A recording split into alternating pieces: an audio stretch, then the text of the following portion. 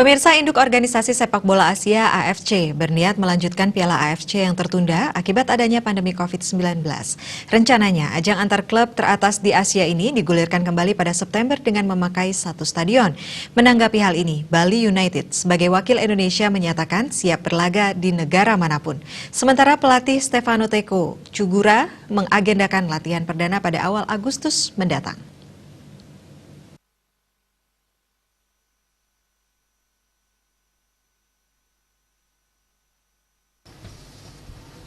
Menurut media officer MO Bali United, Alexander Mahaputra Omana, CEO Bali United Yabes Tanuri telah menyatakan tim Serdadu Tridatu siap merumput di satu stadion di negara mana saja.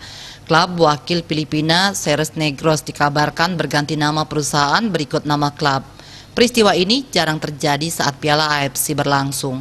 Hal ini bisa dijadikan sebuah pengalaman bagi pengelola klub sepak bola, baik di Indonesia maupun di mancanegara. Sementara soal kelanjutan kompetisi Liga 1 yang rencananya digelar di stadion di Pulau Jawa, CEO Yabes Tanuri lebih cenderung memilih Yogyakarta, sedangkan alternatif lainnya di sekitar kota Gudeg, Magelang, serta Solo. CEO Yabes Tanuri lebih memilih Yogyakarta dengan pertimbangan Yogyakarta memiliki cukup banyak lapangan sepak bola.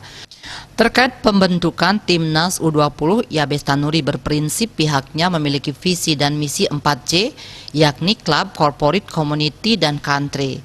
Karena itu Bali United siap mendukung upaya pengembangan talenta-talenta muda dari Bali. Bahkan Bali United mempunyai pemain Timnas U20 seperti Irfan Jauhari. Daniel Fajri, Bali Post melaporkan.